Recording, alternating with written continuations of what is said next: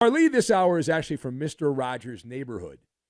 Mr. Rodgers' neighborhood. There is some clarity. The clouds are parting regarding the divorce proceedings between Aaron Rodgers, relax, and the Jets. And they just didn't move the chains enough, and so they're going their separate ways. Now, if you have not heard, perhaps not, we have learned behind a paywall that the Jets suck, the Jets were actually open to keeping Aaron Rodgers.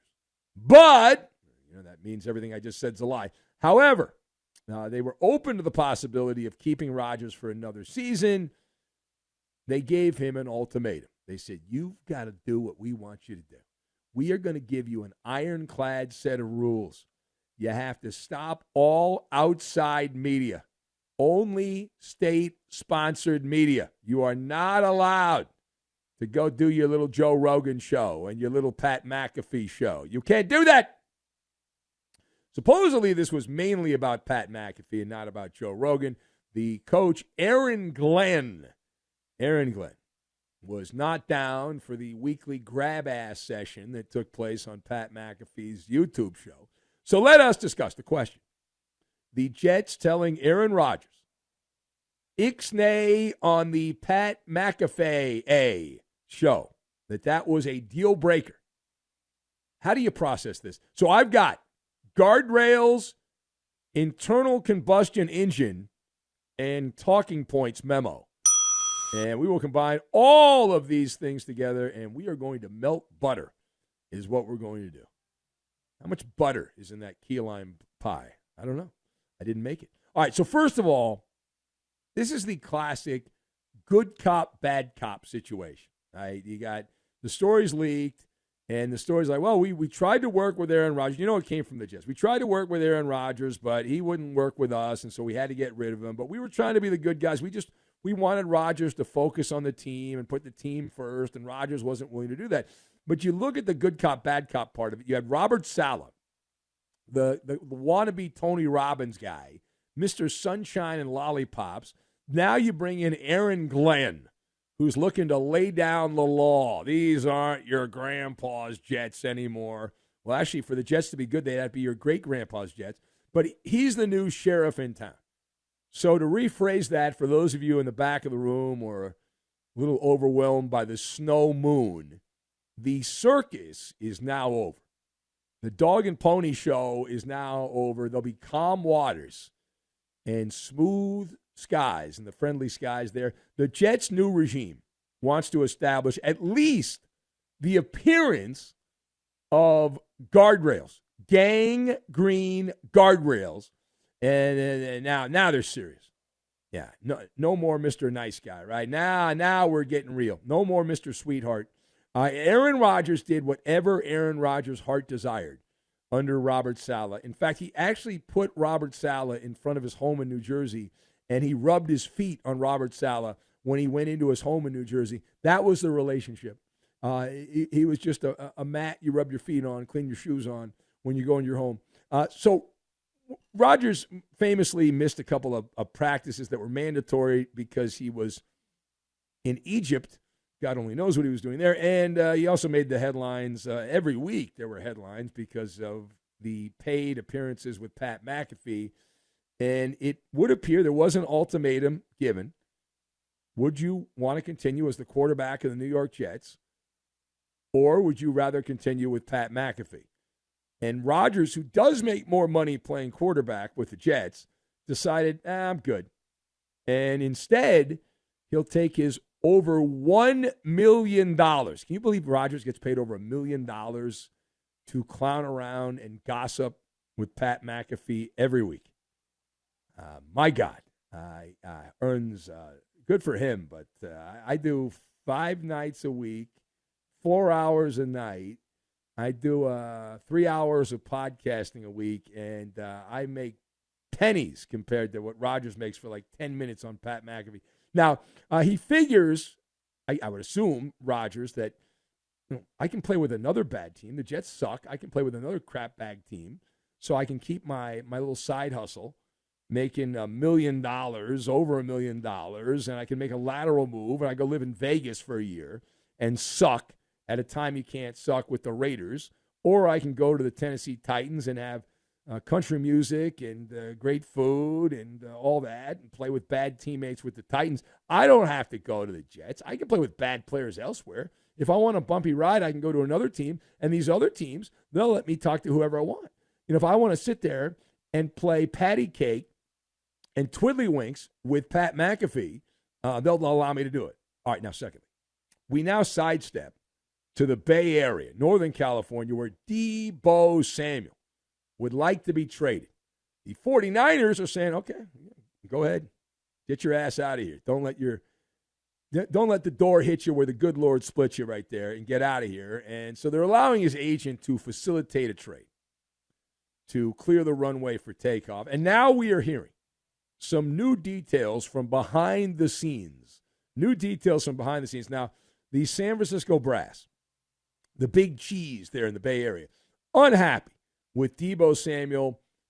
Essentially, he was a fat ass at the end of the season. My words, not theirs. But he was out of shape, and that's why he ended up getting hurt. They believe that was part of the problem. So, to rephrase this, put this in a nice, neat little package, the 49ers said to be unhappy with wide receiver Deebo Samuel's weight prior to his trade request, which has been at least initially granted by the team. What do you read into this? All right, so this was another strategic leak. Another strategic leak by the 49ers. Deebo is a popular player, so the Niners are throwing their loyal minions a bone. Much like the Jets. Oh, yeah, we tried to work with Aaron Rodgers. And all these teams use useful idiots in the media. The toe-licking beat reporters that will just repeat whatever they're told and not ask any questions. So there are people that love Deebo, even though he hasn't been very good the last couple of years. So the Niners are saying, all right, this is why we're getting rid of him. And he's overweight. He's like Luka. He's fat like Luka.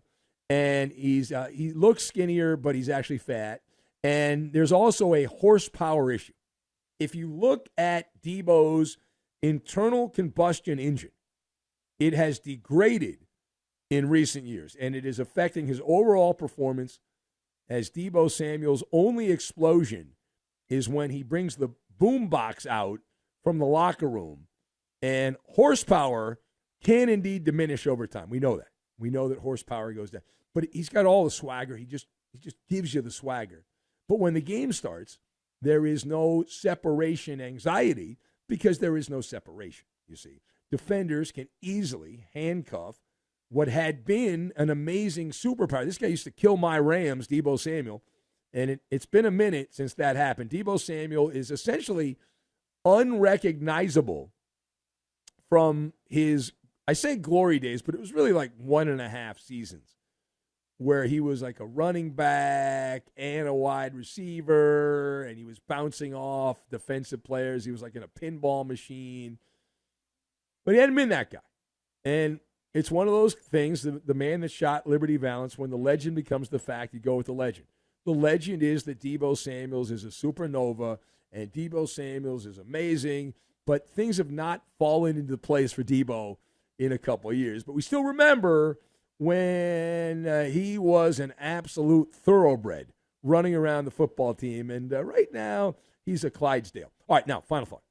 To Seattle we go. To Seattle, where shocking comments coming out of the Pacific Northwest, former New Orleans Saints offensive coordinator Clint Kubiak, another Nepo baby, Clint Kubiak, says that coaching Geno Smith is a, quote, huge draw for him taking the Seahawks job. Can you add some wisdom to this one for the great unwashed? Again, Clint Kubiak, not Cliff Kingsbury. That's a different guy. But Clint Kubiak, all these coaches are the same. So Clint Kubiak, the guy that was for 2 weeks the star of stars with the New Orleans Saints. Remember when the Saints were the top team in football after 2 games, and they were God's gift, and they were getting ready for the Super Bowl? Yeah.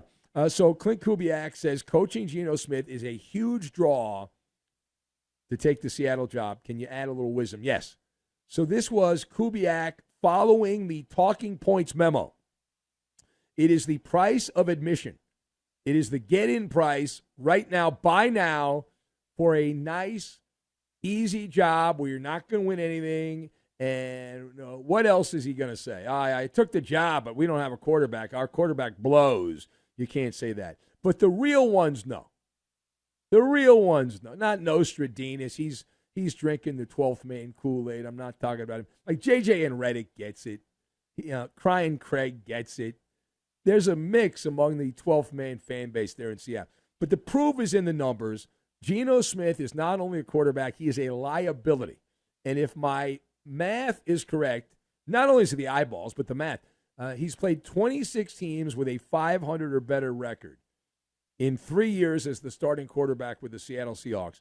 And he has lost, out of those 26 games, 20 of them.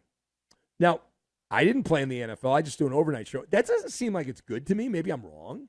Maybe that is good in some kind of weird world. That's a good thing, to play 26 games against good teams and win only 6 of them. Maybe you think that's positive. I'm being too negative. But when Geno goes against tomato cans, he's wonderful. However, you don't play that type of team in the playoffs. Not that Seattle's going to get to the playoffs with Geno again. And it's almost like he's been doing cosplay this entire time, that he's doing a little cosplay when it comes to trying to be a quarterback who's actually good. He's a backup masquerading as a starting quarterback in the NFL. He simply does not measure up. And Seattle will forever be a pretender with this guy at quarterback. They can't be taken seriously. Everyone laughs at them and points their finger. They're a faux team with Geno Smith, and there's really no ifs, ands, or buts about it when you look at this vintage of the Seattle Seahawks. And so I understand Kubiak's got to say that. You got to play the game. All these guys have fragile egos, all the players, so you got to kiss their ass. And rather than be honest and say, well, he's not that good, but I took the job anyway because I got the job because my dad, I'm a Nepo baby, and all these coaches, their dads were coaches, and it's kind of the family business, and that's what we do here. So you got to play the game, and he's playing the game. But I don't put any stock into that at all. It is the Ben Maller Show as we are rolling on through the overnight hours.